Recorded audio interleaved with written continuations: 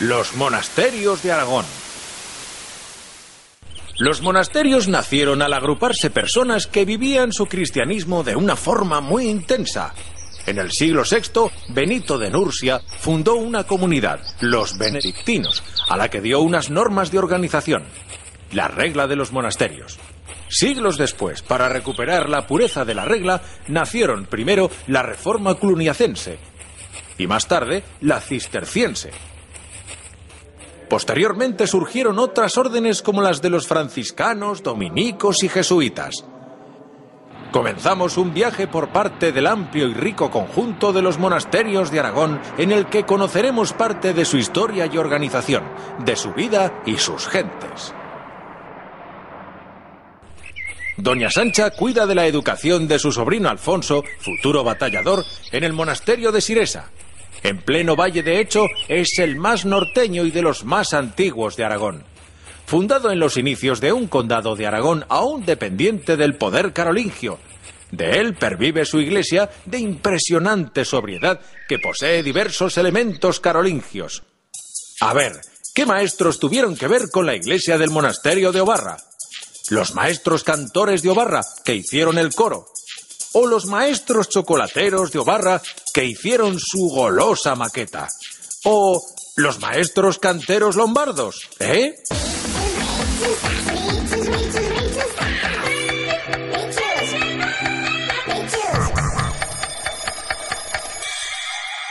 Pues sí, estos son los maestros lombardos que levantaron la iglesia de Santa María en el monasterio de Obarra, situado en un tranquilo paraje junto al río Isábena.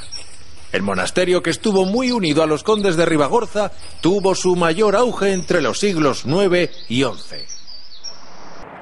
Yendo al este llegamos al monasterio de Alaón, junto al Noguera Ribagorzana. Roque, según costumbre, echa unas monedas al interior de la iglesia para tener la protección del Cosán, un antiguo abad. Alaón, que vivió sus mejores años al principio del siglo XII, nos muestra su templo en el que convergen el estilo lombardo y un incipiente románico aragonés. Camino de Huesca encontramos el monasterio femenino de Casbas, que fundó doña Oria, marquesa de Pallars. El Papa Celestino III lo tomó bajo su protección, permitiéndole adscribirse a la Orden del Císter. Este monasterio acumuló con el tiempo joyas como la portada de la iglesia románica, el pequeño pero notable claustro gótico o la sala capitular. En Huesca vemos a Ramiro II, que ha vuelto a San Pedro el Viejo tras su duro reinado. Este monasterio benedictino es una hermosa muestra del románico aragonés, del que no hay que perderse la portada, la iglesia y los capiteles del claustro por el que Ramiro camina hacia la sala capitular, hoy capilla de San Bartolomé, en la que descansará con su hermano Alfonso I. Estamos en Villanueva de Sigena, en Huesca. Este chaval es Miguel Servet y está jugando cerca del monasterio de religiosas hospitalarias del que su padre es notario. Fundado a finales del siglo XII por impulso de la reina doña Sancha, sus monjas procedían, en buena medida, de la nobleza aragonesa. A ver, ¿quién sabe qué es una panda en un monasterio? Una hermosa osa perezosa. O el coche de los frailes. O cada una de las galerías del claustro, ¿eh?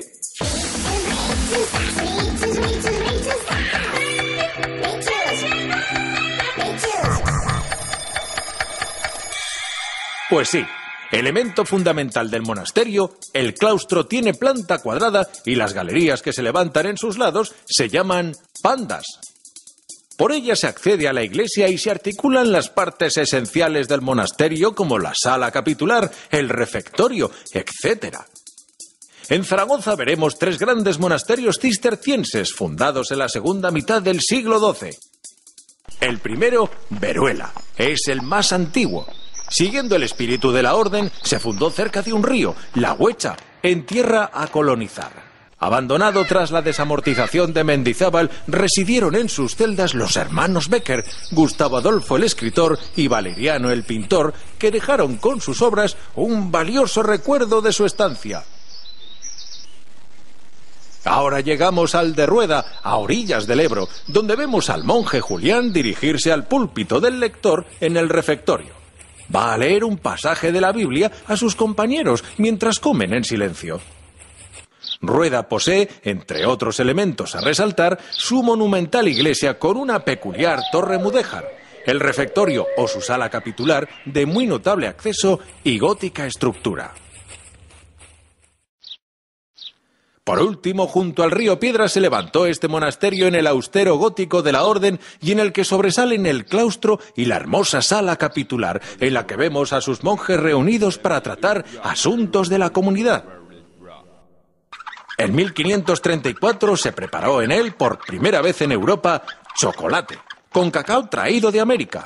Fue el inicio de la gran tradición chocolatera cisterciense. Arribamos al turolense monasterio del Olivar, donde vemos a Tirso de Molina, gran escritor barroco y fraile mercedario, escribir una de sus obras, Los amantes de Teruel.